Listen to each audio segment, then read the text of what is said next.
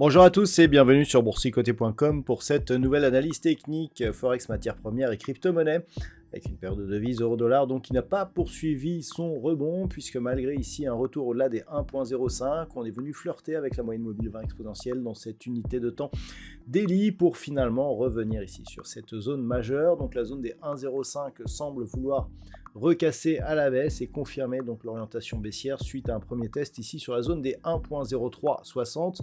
Donc d'un point de vue moyen terme, eh bien, nous sommes clairement dans une phase de retournement. Nous étions ici dans une phase de hausse qui s'est suivie d'une longue phase ici totalement neutre qui a duré un peu plus de 2 ans. Et puis il semblerait que l'on veuille repartir ici à la baisse. La zone à casser c'était 1.05. Donc on pouvait s'attendre ici à ce que si la zone casse et soit reprise, eh bien c'est que l'on revienne sur cette zone des 1.05 comme support. C'est ce que l'on est en train de faire actuellement. Mais de là à ce que l'on y revienne aussi rapidement nous montre que ce support est désormais nettement fragilisé et que l'on pourrait le casser d'une manière pérenne. Donc attention, le signal est d'importance, puisque si on validait une rupture des 1.0360, eh bien cela serait un signal confirmé d'un retournement majeur de la tendance moyen terme, avec donc comme premier objectif un retour possible sur la parité sur cette paire de devises. Sur la paire de devises livre sterling contre dollar américain, nous sommes à peu près sur la même configuration, à savoir ici un rebond technique suite à un contact ici sur cette zone des 1,2520. Rebond technique qui nous a amené ici sur la moyenne mobile 20 exponentielle qui a agi comme résistance. Idem avec la zone des 1.2750 qui est toujours résistance. Cette zone a été support par le passé.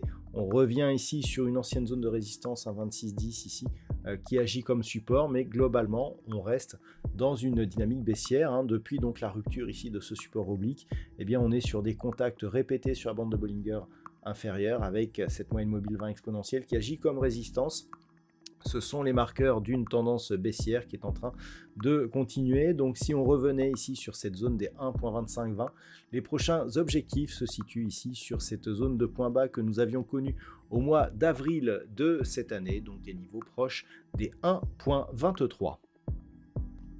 Sur l'or, toujours très peu de mouvement depuis cet aller-retour ici entre la zone des 2720 et la zone des 2600 $ l'once. Eh bien, on se stabilise ici autour des 2650. Donc une tendance moyen terme qui reste haussière puisque par rapport à la dernière jambe de hausse ici, on est venu retracer la moitié de la tendance. On se stabilise autour du retracement à 23,6% de Fibonacci. Donc pour l'instant, c'est neutre d'un point de vue court terme, mais aussi d'un point de vue moyen terme. Une rupture ici des 2720 confirmerait cette orientation moyen terme.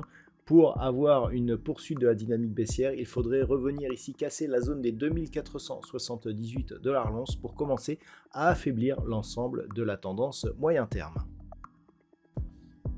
Toujours très peu de mouvement là aussi sur le brut léger américain avec une moyenne mobile 20 exponentielle ici qui semble agir comme zone de résistance. On est dans un biais neutre mais qui est plutôt favorisé par un mouvement baissier. Cela serait confirmé par une rupture ici de cette zone des 67,50 $ le baril. On a une zone de support ici qui se serait déplacée aux alentours des 66,80. C'est sur rupture de cette zone bien que l'on validerait une reprise de la dynamique baissière. Pour l'instant, c'est relativement neutre. D'un point de vue moyen terme, c'est neutre aussi. Sous 66, bien, par exemple, on reprendrait une petite option baissière qui serait validée par une éventuelle rupture ici de cette zone des 64 $ le baril. Pour l'instant, c'est neutre tant que nous sommes entre ces deux zones.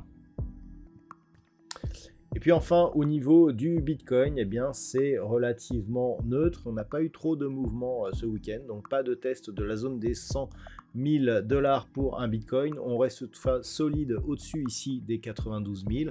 Donc un Bitcoin ici qui se stabilise. Le fait que nous ayons ici une si forte hausse, puisqu'on est passé ici grossièrement de 75 000 à quasiment 100 000 en très peu de temps, ce qui représente donc un gain supérieur à 30%, eh bien, le fait qu'il n'y ait pas de phase de consolidation nous indique que nous sommes sur une situation de force avec ici une consolidation qui est très modérée. On est à peine revenu ici sur la zone des 92 000 $ pour un Bitcoin. Le fait que l'on se stabilise ici autour des 97, eh bien, indique que je dirais la zone des 100 000, qui est une zone plus psychologique que technique, eh bien, pourrait être cassée prochainement.